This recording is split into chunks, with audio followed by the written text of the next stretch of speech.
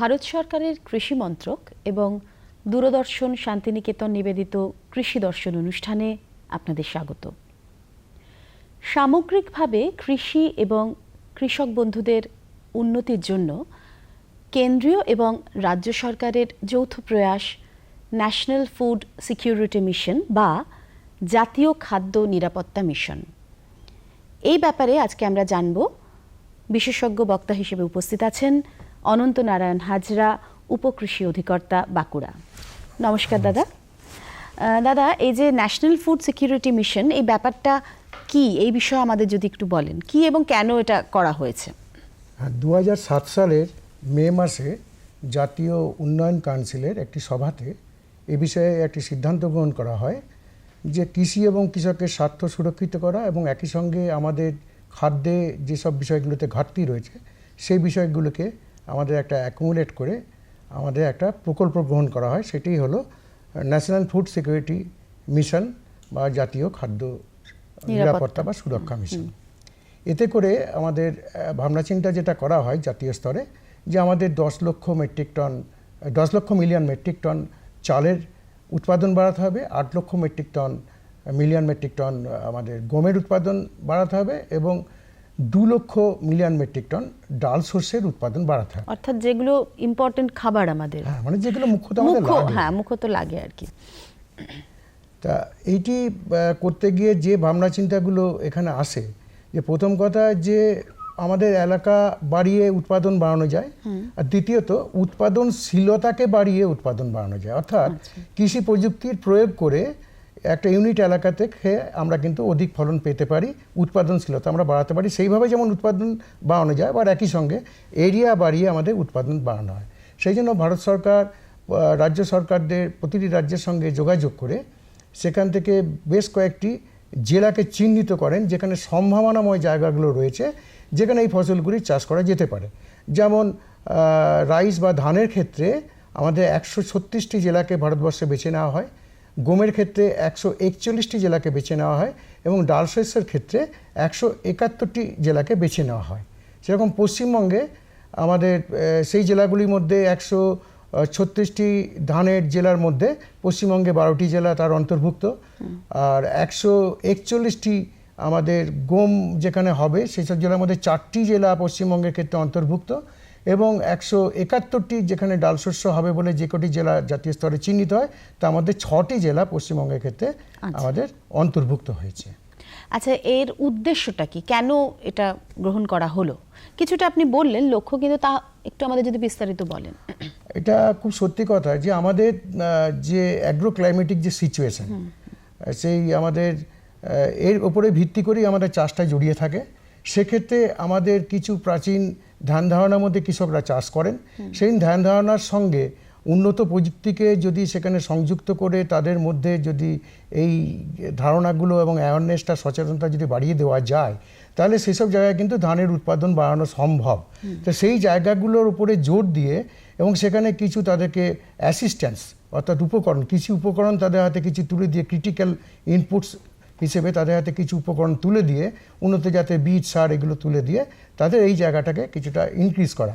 এছাড়াও আরও অনেকগুলো দিক রয়েছে, যেমন ধরুন আমাদের শুধু খাদ্যে স্বয়ংসম্পূর্ণতা অর্জন করার সঙ্গে সঙ্গে আর একটা দিককে বেশি গুরুত্ব দেওয়া দরকার, সেটিকেও তারা বিবেচনা করেন যে আমরা ফসলটি লাগার দিকে যে বীজটা আমরা ব্যবহার করি, আমরা কিন্তু বীজ সংশোধনকরণের দিকটাতেও কিন্তু এখানে জোর দেওয়া হয়েছে যে বীজের ওপর যেন অন্য দেশ বা অন্য রাজ্যের ওপরে কাউকে যেন মুখাপেক্ষী হয়ে থাকতে না হয়, সুতরাং নিজেদের বীজটা নিজেরাই উৎপাদন করো।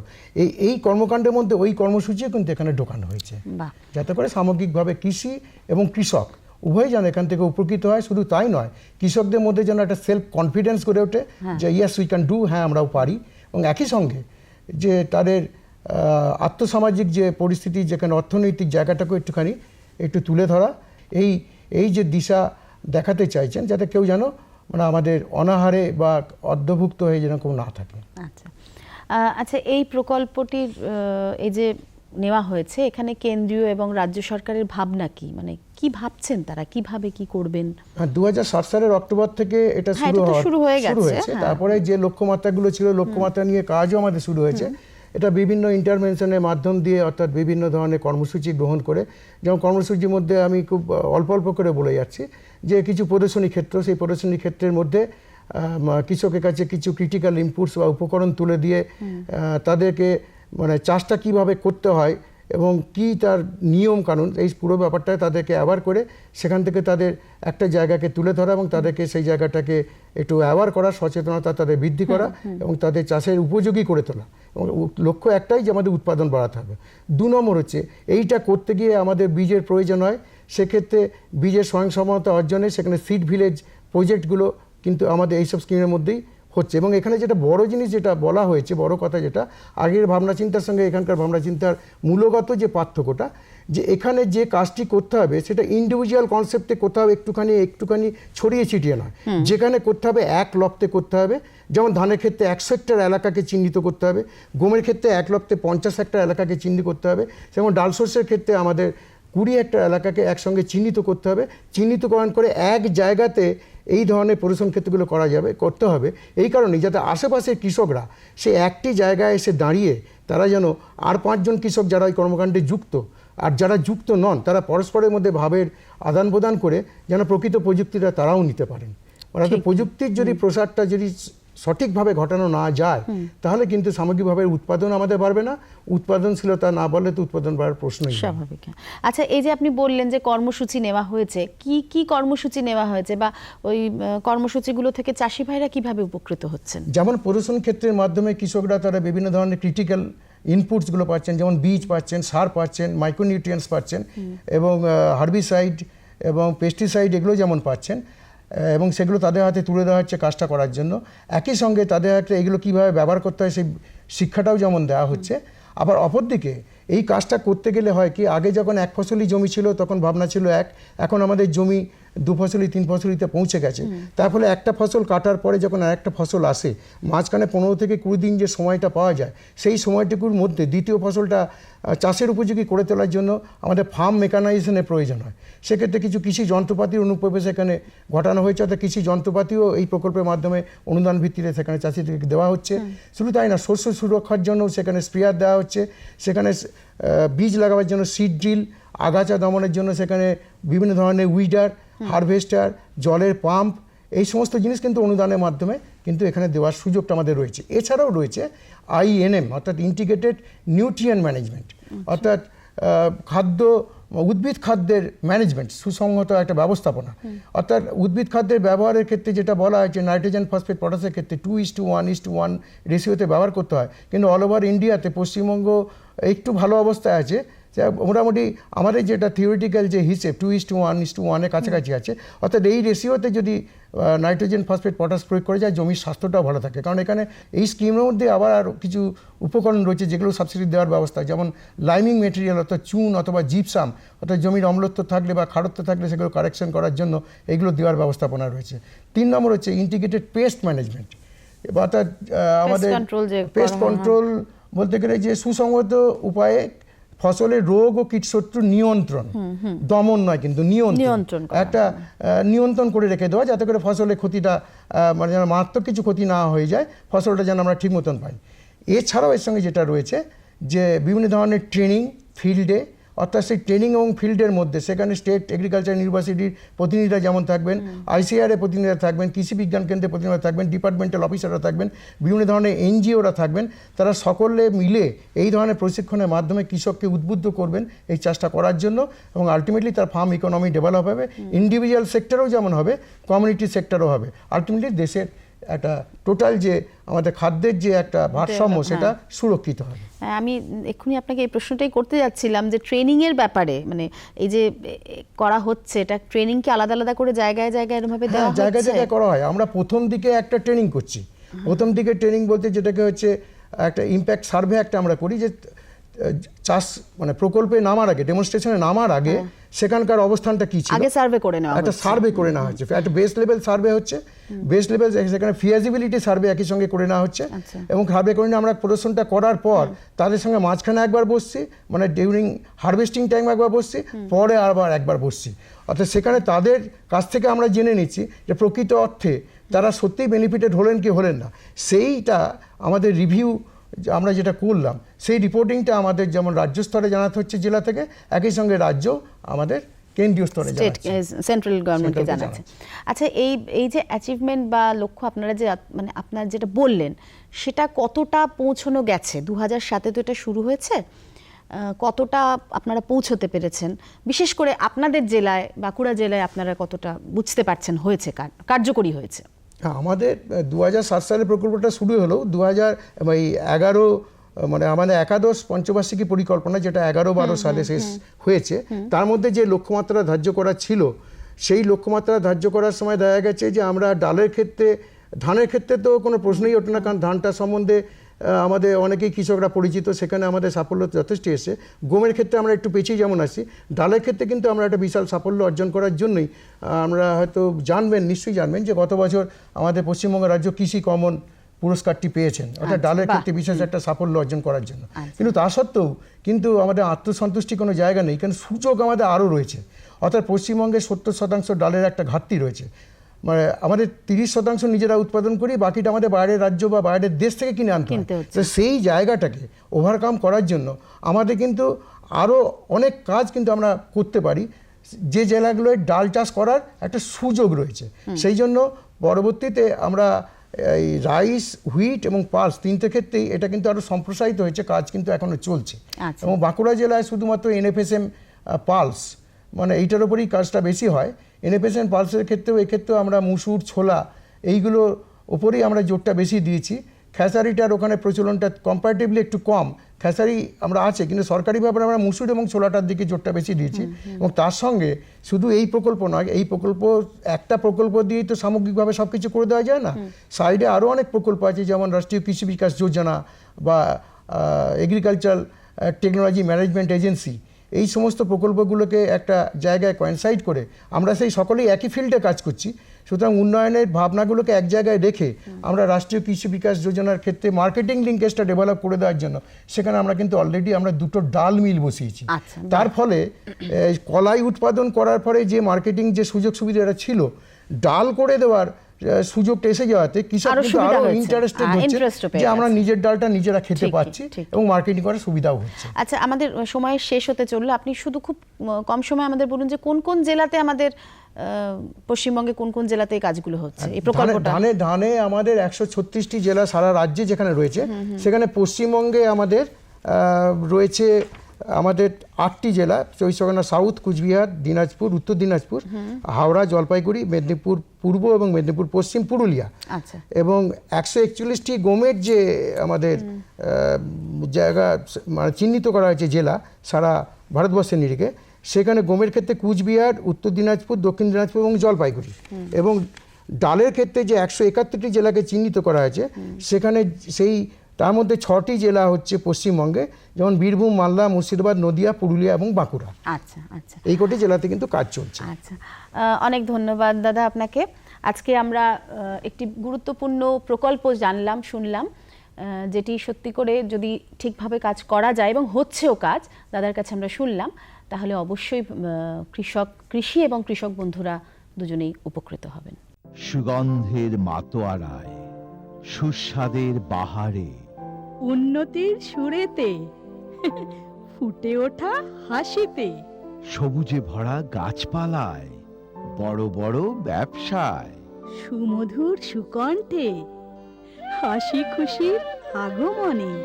NHM বাগান পরিচর্যা মিশন। আমরা চাই আপনার সুখ সমৃদ্ধি। আজ আমরা আলোচনা করব শীতকালীন ডাল শস্য নিয়ে। আমাদের সঙ্গে আছেন কৃষি বিশেষজ্ঞ হিসেবে ডক্টর দেবাশিস চক্রবর্তী, সহ কৃষি অধিকর্তা, রামপুরহাট 2। নমস্কার। শীতকালীন ডাল শস্যের ব্যাপারে আসবো, তার আগে একটু জানতে ইচ্ছে করছে যে পশ্চিমবঙ্গে ডাল শস্যের যা উৎপাদন হয় সেটা কি ঘাটতি মেটাতে সম্ভব? না, আমরা পশ্চিমবঙ্গে যে পরিমাণ ডাল শস্য উৎপাদন হয়ে থাকে সেটা রাজ্যের চাহিদার তুলনায় 15 থেকে 20% মাত্র। বাকি প্রায় 80% চাহিদা মেটানোর জন্য আমাদেরকে অন্য রাজ্যের মুখাপেক্ষি হয়ে থাকতে হয়। মানে অন্য রাজ্য থেকে ডাল এনে তারপরে আমাদেরকে মানে ওই ডালে ভাতে বাঙালি যেটা বলে সেটার ব্যাপারে চিন্তা ভাবনা করতে হয়। কেন এটা? মূলত ডাল শস্য এখনো যে পর্যায়ে আছে, মানে খুব অনাদরে অবহেলায় চাষ হয়ে থাকে আর কি এখনো অবধি। তার ফলে এই অনাদরে অবহেলা হওয়ার দরুন মানে অন্য রাজ্যের যা উৎপাদনশীলতা ডাল শস্যের, সেই তুলনায় আমাদের রাজ্যের উৎপাদনশীলতা অনেকটাই কম। এর ফলে এবং চাষিরাও খুব একটা আগ্রহী নয় ডাল শস্য উৎপাদনের ব্যাপারে। এর অন্যতম মূল কারণ হচ্ছে ডাল শস্য চাষের পরে যে প্রোডাকশনটা ওরা পাচ্ছে সেটা ঠিকঠাক মানে বাজারজাতকরণটা হচ্ছে না। এর ফলে ওরা একটু মানে আগ্রহ হারাচ্ছে। এই জন্যই ডাল শস্যের এই যে একরেজ বলুন মানে টোটাল যা চাষযোগ্য জমির যেটা ইয়েতে হয় আর কি, সেটা অনেকটাই কম। এই বিষয়টা পরে আসবো, বাজারজাতকরণের ব্যাপারে, এটা খুবই গুরুত্বপূর্ণ একটা দিক। তার আগে বলুন যে শীতকালীন ডাল শস্যগুলো কোনটা? দেখুন, ডাল শস্য মানে যেগুলোই আমরা চাষ করে থাকি, যে সমস্ত ডাল শস্যগুলো আছে আমাদের, তার 80%ই শীতকালে হয়। খুব দু একটি বাদ দিয়ে, যেমন কলাই বা ব্ল্যাক গ্রাম যেটা কালো কলাই যেটা বলা হয়, সেটা হচ্ছে বর্ষাকালীন, এবং গ্রীষ্মকালীন মুগ, এই দুটো ছাড়া বাকি সমস্ত ডাল শস্যই আমাদের শীতকালে চাষ হয়ে থাকে। যেমন অড়হর, ছোলা, মসুর, মুগ, আরও যে সমস্তগুলো আছে আর কি, সবগুলোই আমাদের রবি ফসল। জাত কি কি আছে বা জাত নির্বাচন করবেন কি করে? জাত নির্বাচন বলতে আমাদের পশ্চিমবঙ্গ সরকারের ডাল শস্য ও তৈলবীজ গবেষণা কেন্দ্র এরা নিরন্তর গবেষণা চালিয়ে যাচ্ছে, এবং এখান থেকেই পশ্চিমবঙ্গের আবহাওয়া উপযোগী কিছু জাত ওনারা নির্বাচন করেছেন। সেগুলো মানে এক একটা ফসল ভিত্তিক যদি আমাকে বলতে বলা হয় তাহলে আমি বলবো যে মসুরের জন্য আশা, রঞ্জন, সবিতা, ছোলার জন্য মহামায়া 1, মহামায়া 2, আপনার খেসারির জন্য নির্মল 1, আপনার মুগের জন্য হচ্ছে সোনালী এবং পন্থ মুগ 1। এই ধরনের যে জাতগুলো আছে সেগুলো আমাদের পশ্চিমবঙ্গের জলবায়ুর উপযোগী জাত।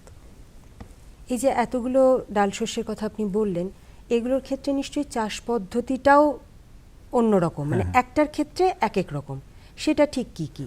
না, ডাল শস্য চাষ পদ্ধতি মানে আমি যদি ডাল শস্যটাকে একটা ফ্যামিলি হিসেবে মানে বিবেচনা করি, তাহলে এর চাষ পদ্ধতি মানে 19-20 কাছাকাছি। এবং আগেই আমি বলেছি যে ডাল শস্য চাষ এখনও আমাদের চাষি ভাইদের কাছে অযত্ন, অবহেলা, অনাদরে হয়ে থাকে। এবং যে কোনো ফসল চাষ করতে গেলে আপনাকে প্রথমেই জমি নির্বাচন করতে হবে। কোন ধরনের জমি? যে ধরনের জমিতে আপনার সহজে জল জমে না, একটু উঁচু জমি, এবং যে জমির মাটির পিএইচ বা অম্লত্ব এবং ক্ষারত্বের যে নির্দেশক আমরা বলি, সেটাকে পিএইচ বলা হয় পরিভাষায়, সেই পিএইচের মাত্রা 6.5 থেকে 7.5-এর মধ্যে থাকবে, এরকম পিএইচওয়ালা মাত্রা। এবং মাটির প্রকৃতি এঁটেল বা বালি দোআঁশ এই ধরনের মাটি হবে, সেই জমিতে আপনি ডাল শস্য চাষ করতে পারেন। এখন ডাল শস্য যে আমি আগেই বললাম যে যেহেতু এটা একদম মানে কি বলবো অনাদরে চাষ হয় কেন, মানে ডাল শস্য আমরা যখনই বীজটা বুনে দিচ্ছি তারপর থেকে এর না লাগে কোনো সেচ, না লাগে কোনো যত্নার্থী, নিজে নিজেই একবার ছড়িয়ে দিলে এই নিজে নিজেই বড় হয় এবং শেষে সে ফলনটা দেয়। তো এই ব্যাপারটাতে একটু চাষি ভাইদেরকে একটু মনোযোগী হতে হবে যে যখন আমরা ডাল শস্যটা বুনবো, যে বীজটা, সেগুলো অবশ্যই করে সংশিত বীজ হতে হবে, এবং সেই সংশিত বীজ নেওয়ার পরে আমরা সেই বীজটাকে শোধন করে নেব। এখন ডাল শস্যতে আমরা দুটোভাবে শোধন করতে পারি, মানে দুরকম শোধন হয়। একটা হচ্ছে আপনার মানে কেমিক্যাল ওষুধ যেগুলো আছে সেটা দিয়ে, ছত্রাকনাশক মূলত কার্বেন্ডাজিম বা ম্যাঙ্কোজেব যেগুলো বাজারে পাওয়া যায় সেটা দিয়ে। এবং আরেকটা হচ্ছে যেহেতু ডাল শস্য বাতাসের যে নাইট্রোজেন, সেই নাইট্রোজেনটাকে ওরা আবদ্ধ করে রাখতে পারে, ওদের শেকড়ের মধ্যে রাইজোবিয়াম বলে এক ধরনের ব্যাকটেরিয়া থাকে, তো সেই রাইজোবিয়ামের সংখ্যাধিক্য বাড়ানোর জন্য আমরা রাইজোবিয়াম কালচার দিয়ে শোধন করে নেব। তো এই জন্য আমাদেরকে একটু সাবধানতা অবলম্বন করতে হবে যে প্রথমে আমরা রাসায়নিক কৃষি বিষ দিয়ে শোধন করে নেওয়ার 7 থেকে 10 দিন পরেতে আমরা ওই রাইজোবিয়াম কালচার, যেগুলো এক একটা ডাল শস্যের জন্য এক একটা স্ট্রেন আছে, সেই স্পেসিফিক স্ট্রেন দিয়ে ডাল শস্যটাকে শোধন করানোর পরে তারপরে যদি আমরা ছড়িয়ে দিই, আমরা স্বাভাবিকভাবে ডাল শস্যের ফলন বাড়িয়ে নিতে পারব। আপনি একটা কথা বারে বারেই বলছেন আলোচনার শুরু থেকেই, যে বড্ড অনাদরে অবহেলায় ডাল শস্যকে এখানে চাষ করা হয়। তো এই ডাল শস্য চাষের উপযোগিতাটা যদি একটু কৃষক বন্ধুদের বুঝিয়ে বলেন, তাহলে হয়তো তারা আগামী দিনে আরো সচেতন হবেন। ঠিক, প্রথমেই আমি মানে আলোচনা প্রসঙ্গে একবার বললাম যে ডাল শস্য বাতাসে যে নাইট্রোজেন ঘুরে বেড়াচ্ছে সেগুলো আমাদের উদ্ভিদ জগৎ সহজে গ্রহণ করতে পারে না। একমাত্র ডাল শস্য তাদের শেকড়ের মধ্যে বসবাসকারী এক ধরনের জীবাণু, যেটা রাইজোবিয়াম নামে পরিচিত, সেই রাইজোবিয়াম জীবাণুটি ডাল শস্যের শেকড়ে অর্বুদ গঠন করে এবং সেই অর্বুদের মাঝখানে বসবাস করে। সেই রাইজোবিয়াম জীবাণু বাতাসে আবদ্ধ প্রায় 78% নাইট্রোজেন, যেটা মুক্ত হিসেবে ঘুরে বেড়ায়, যেটা গাছ কোনো অবস্থাতেই গ্রহণ করতে পারে না, সেটা ওরা রাইজোবিয়ামের সাহায্যে নিজেতে আবদ্ধ করে। এবং দেখা গেছে যদি আমি 1 বিঘে পরিমাণ ডাল শস্য চাষ করি, তাহলে সেখানে ডাল শস্য চাষের পরেতে সেই মাটিতে প্রায় 6 থেকে 8 কেজি পরিমাণ নাইট্রোজেন, যেটা 13 থেকে 17 কেজি ইউরিয়ার সমান, সেটা মোটামুটি ফিক্সড হয়ে থাকে। তো এই একবার ডাল শস্য চাষ করার পরে ওই মাটি স্বাভাবিকভাবেই নাইট্রোজেনের যে মানে কি বলবো অ্যাভেলেবিলিটি, যে এটা বাংলা করলে কি বলা হয়, নাইট্রোজেনের যে যতটা প্রয়োজন গ্রহণযোগ্য সেটা বেড়ে যায়। তো এটা তো গেল একটা দিক। প্লাস হচ্ছে আমাদের দেখবেন যে ডাল শস্যের যেটা আমরা চাষ করি সেটা শেকড় অনেক দূর পর্যন্ত যায়। আমরা যে সমস্ত দানা শস্য চাষ করে থাকি, ধান বলুন, গম বলুন, সর্ষে বলুন, সেটা মোটামুটি মাটির সারফেস থেকে 6 ইঞ্চির মধ্যেই ঘোরাফেরা করে এদের মূল শেকড়গুলো। কিন্তু ডাল শস্যের যে শেকড় সেটা অনেক দূর পর্যন্ত মাটিতে পেনিট্রেট করে, ফলে নিচের যে সমস্ত নিউট্রিয়েন্ট যেগুলো আছে মানে পুষ্টিমূল্য, সেগুলো খুব সহজেই মাটির উপরের স্তরে চলে আসে। এর ফলে মাটির কিন্তু উর্বরা শক্তিও বাড়ে। আর একটা হচ্ছে ডাল শস্য চাষ করার ফলে ওই যে নিচের যে অংশগুলো থেকে যাচ্ছে আমাদের মাটির মধ্যে, সেটা থাকার ফলে মাটির জৈব সারের যে ব্যাপারটা সেটা কিন্তু অনেকটাই বেড়ে যায়, অর্গানিক জৈব কার্বনের পরিমাণটা অনেকটাই বেড়ে যায়। এর ফলে জমির স্বাস্থ্যও ভালো থাকে, জমির মাটির মধ্যে যে শ্বসন বা রেসপিরেশন যে ব্যাপারগুলো হয় সেটা খুব ভালো হয় এবং জমির স্বাস্থ্যটা ভালো থাকার দরুন ডাল পরবর্তী ফসলের ফলন কিন্তু স্বাভাবিকভাবেই বেড়ে যায়। এটা একটা বিশাল লাভজনক এবং মানে অর্থনৈতিক দিক থেকে খুব সাশ্রয়কর একটা দিক। যদি আমি ডাল শস্য চাষ করে থাকি 1 বিঘে পরিমাণ, আমি আগেই বললাম যে 1 বিঘে পরিমাণ ডাল শস্য চাষ করলে 13 থেকে 16 কেজি পরিমাণ ইউরিয়া আমাদেরকে আর না কিনলেও পরবর্তী ফসল চাষ হয়ে যাবে। অর্থনৈতিক গুরুত্বটা যদি বলেন, যে ডালের যে পরিমাণ দাম বেড়ে গেছে, তাতে মানে আমাদের মতো মানে এই বাঙালিরা যে মোটামুটি ডাল ভাত খেতে পছন্দ করে, তো সেই ডাল ভাত খাওয়াটাও একটা বিলাসিতার পর্যায়ে চলে যাবে।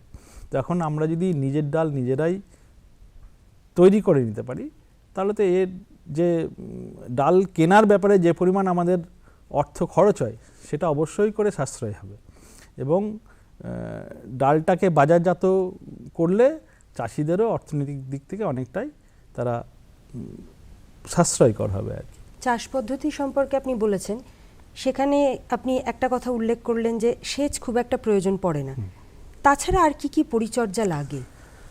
পরিচর্যা বলতে আপনাকে মানে একদম প্রথমেই ডাল শস্য, যেহেতু আমি আগেই বলেছি যে এর শেকড়ে এক ধরনের অর্বুদ থাকে, সেই অর্বুদের গঠন ঠিকঠাক করতে গেলে এখানে ফসফরাস জনিত যে সার যেগুলো তার ব্যবহারের দিকে একটু নজর দিতে হবে। ডাল শস্যের বয়স যখন 21 থেকে 25 দিন হচ্ছে, তখন 2.5% ডিএপি সলিউশন যদি আমরা একবার স্প্রে করে দিতে পারি, তাহলে ডালের ফলন স্বাভাবিকভাবে বেড়ে যাবে। কারণ এই ডিএপিতে ফসফরাস থাকার দরুন এর শেকড়ের বাড়বাড়ন্ত ভালো হয়, শেকড়ের বাড়বাড়ন্ত ভালো হলে সেখানে অর্বুদের পরিমাণটাও বাড়ে, স্বাভাবিকভাবেই তার যে নিউট্রিশনাল যে ভ্যালু সেটা অনেকটাই বেড়ে যায়। এটা তো একটা দিক গেল। আরেকটা হচ্ছে কিছু কিছু ডাল শস্যের যে বিশেষ করে ছোলার ক্ষেত্রে আমরা যদি 21 থেকে 25 দিন পরে ওই ছোলার যে একদম আগার দিকটা যদি একটু ভেঙে দিতে পারি, যেটাকে পরিভাষায় নিপিং বলা হয়, সেই নিপিংটা যদি করা যায়, তাহলে নিপিংটা আর কিছু নয়, শুধু উপরের যে একদম অগ্র মুকুল যেটা, সেটাকে যদি ভেঙে দিই, ওখান থেকে প্রচুর ব্রাঞ্চিং হয়, প্রচুর শাখা প্রশাখা বেরোয়, এবং শাখা প্রশাখা বেরোলেই তার ফলনটাও স্বাভাবিকভাবে বেড়ে যাবে। এই দু একটা দিক যদি আমাদের চাষি ভাইরা মাথায় রাখেন, তাহলে ডাল শস্য অবশ্যই করে একটা ভালো পথ তাদেরকে দেখাতে পারবে। আরও একটা জিনিস জানতে চাইবো আপনার কাছে, যে অনেক সময় ভালো ফলনের একটা অন্তরায় হয় রোগ পোকার আক্রমণ। ডাল শস্যের ক্ষেত্রে মোটামুটিভাবে খুব সংক্ষেপেই জানতে চাইবো, সময়টা যেহেতু আমাদের কম, যে কি কি সাধারণত রোগ পোকা আসে এবং তাদেরকে কি করে প্রতিরোধ করা যায়? দেখুন, ডাল শস্যর মানে মেইন যেটা রোগ সেটা হচ্ছে ঢলে পড়া। এটা মূলত দেখা যায় আমরা যদি মসুর বা ছোলা চাষ করে থাকি, এবং এই ঢলে পড়ার রোগটা হচ্ছে এক ধরনের ব্যাকটেরিয়ার আক্রমণের ফলে হয়। তো এই যে রোগটা যদি দেখা যায়, তাহলে সেই জমিতে আর পরবর্তী 2-3 বছর সেখানে আর ওই জাতীয় ফসল মানে ওই জাতীয় ডাল শস্য আর চাষ না করাই ভালো। তার কারণ একবার ওই জমিতে এইরকম রোগের লক্ষণ দেখা গেলে পরবর্তী ক্ষেত্রে কিন্তু এই ব্যাপারগুলো ঘটতে থাকবে। তো এখানে আমার একটাই সুপারিশ, যে সমস্ত জমিতে এই ঢলে পড়া রোগটা দেখা দিচ্ছে, সেখানেতে আপনাকে ওই জমির মাটিটা একবার পরীক্ষাগারে পাঠিয়ে তার ফলাফলের উপর ভিত্তি করে যে সমস্ত সুপারিশগুলো আছে, চুন বা ডলোমাইট, যে মূলত অম্ল জমিতে এই প্রবলেমগুলো দেখা যায়। তো এই জমির মাটিটাকে অম্লত্ব যেটা আছে সেটাকে শেষ করতে হবে, তারপরে আমাকে আবার পুনরায় ওই ধরনের ডাল শস্যটা চাষ করা যাবে। আর পোকা বলতে ছোলার ক্ষেত্রে মূলত এবং মটর দানার ক্ষেত্রে আমরা পড বোরার বলে এক ধরনের কীটশত্রুর আক্রমণ এখানে দেখতে পাই। তো এটার জন্য যে কোনো একটা কি বলবো স্টোমাক এবং কন্ট্যাক্ট পয়জন মানে পাকস্থলী এবং স্পর্শজনিত বিষ, সেটা যদি একবার স্প্রে করতে পারি, তাহলে এর আক্রমণ থেকে আমরা নিশ্চিতভাবে রক্ষা পেতে পারি। আর একটা যেটা ডাল শস্যের, যেহেতু এটা রবি ফসলের জন্য হচ্ছে, আমি একটু প্রসঙ্গক্রমে বলে দিই যে খরিফ খন্দে যখন আমরা কালো কলাই চাষ করি, সেই কালো কলাই চাষের কালো কলাইতে আমাদের সোয়ার্মিং ক্যাটারপিলার বলে এক ধরনের পোকার আক্রমণ হয়। এবং এখানে মানে এরকমও দেখা গেছে যে একদিনের সময়ের মধ্যে পুরো জমির মানে যে সমস্ত ডাল শস্যের যে পাতা পুরো মুড়িয়ে শেষ করে দিয়েছে। তো এই সোয়ার্মিং ক্যাটারপিলারের হাত থেকে বাঁচতে গেলে আপনাকে যখনই একটা দুটো এতে দেখা যাচ্ছে, তখনই আপনাকে সঙ্গে সঙ্গে অ্যাকশন নিতে হবে, অ্যাকশন মানে গ্রহণ করতে হবে। এবং তারপরেতে যে কোনো এর আগে যে ইয়েটা বললাম যে স্টোমাক এবং কন্ট্যাক্ট পয়জন, যেমন আপনার ক্লোরপাইরিফস, কুইনালফস, এই জাতীয় যে অর্গানো ফসফরাস যে ইনসেকটিসাইডগুলো আছে, সেগুলো প্রয়োগ করলে এর হাত থেকে রক্ষা পাবে। ধন্যবাদ আপনাকে। চমৎকার একটি আলোচনা উপহার দিয়েছেন আমাদের কৃষি বিশেষজ্ঞ ডক্টর দেবাশিস চক্রবর্তী। আর কৃষক বন্ধুরা আজকের আলোচনা নিশ্চয়ই শুনেছেন। যাদের এখনও মনের মধ্যে একটা প্রতিবন্ধকতা আছে যে আমরা ডাল শস্য নিয়ে খুব একটা ভাববো না, অবহেলা করব, তাদেরকে কৃষক বন্ধুদের বলবো যে কৃষি বিশেষজ্ঞ তো বুঝিয়ে বলেছেন, অর্থনৈতিক দিকের কথা উনি উল্লেখ করেছেন এবং আরও অনেক কথা, সেগুলো যদি একটু মাথায় রাখেন, তাহলে আগামী দিনে ডাল শস্যকে আর খুব একটা অবহেলা বা অনাদরে এক পাশে সরে থাকতে হবে না। আপনারাও ভাববেন। কেমন লাগছে আমাদের অনুষ্ঠান আমাদের চিঠি লিখে জানান। চিঠি লেখার ঠিকানা কৃষি দর্শন, অধিকর্তা দূরদর্শন কেন্দ্র, শান্তিনিকেতন, শান্তিনিকেতন, সূচক 731235।